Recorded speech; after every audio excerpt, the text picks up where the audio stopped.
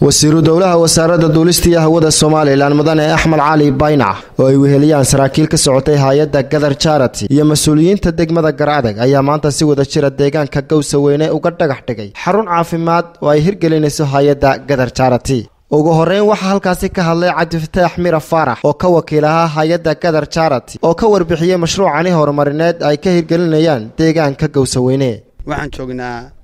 magaalada Gowsaweyne oo aan ka dhigayno MCH saawada ogtiin hay'adda Gadar Charity oo mashruucan fulinaysa insha Allah ta'ala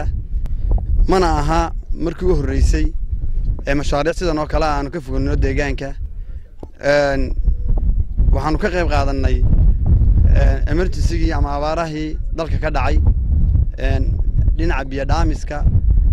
raashin qaybinta waxa hadda hay'addu gacanta ku haysaa gobolada ay ka wada dalka kamid ah tiimamkii caafimaadka ee ka qayb galayay shumbiyoodka dadka tirada badan waxyeeleeyay mar labaad iyo mar saddexaad iyo mar afraadba waxaan u mahad celinaynaa Gadar Charity dhagax dhiga MCH ka inoo dhagax dhigtay iyo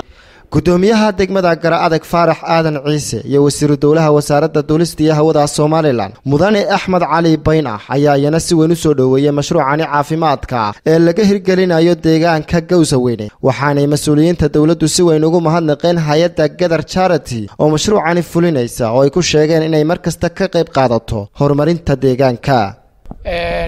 aad baan ugu mahad celinaynaa hay'adda Gadar Charity baahida deegaanka ka jirtay ee ay nooga jawaabeen ee aanu maanta dhagax dhigayno sidoo kale waxaan kala soo qayb galay xafladii dhagax dhiga oo aan ku soo dhaweynaynaa wasiir dowlaha cusub ee duulista iyo hawada mudane Axmed Cali Maxamuud oo isaguna maanta nagala qayb galay xafladan qiimaha leh runtii waxa weeye waa baahi la dhigay meeshii ku haboonayd ay ku yimaadeen intaba hal marka la eego waxa intii uu joogay dalka laga qabtay way ka badan yihiin intii Soomaaliland jirtay wixii la qabtay marka madaxweynaha ayaan mahad weyn u naqaynaa marka labaad waxaan mahad aad iyo aad weyn u naqaynaa oo u mahad celinaynaa hay'adda Gadar Charity oo maanta deegaanka Gowsaweyne oo ka mid ah degmada Garaadag ka dhagax dhigaysa kana fulinaysa rug caafimaad oo ballaaran oo rug aad u weyna marka loo eego rugaha caafimaadka ee ay MCH-da dalka laga dhiso aad ugu weyn oo ugu yaraan ka kooban 8 qol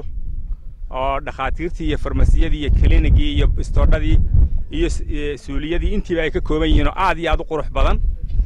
aad baan ugu mahadnaqaynaa. Xabiib Ciga Xasan Universal TV magaalada Burco.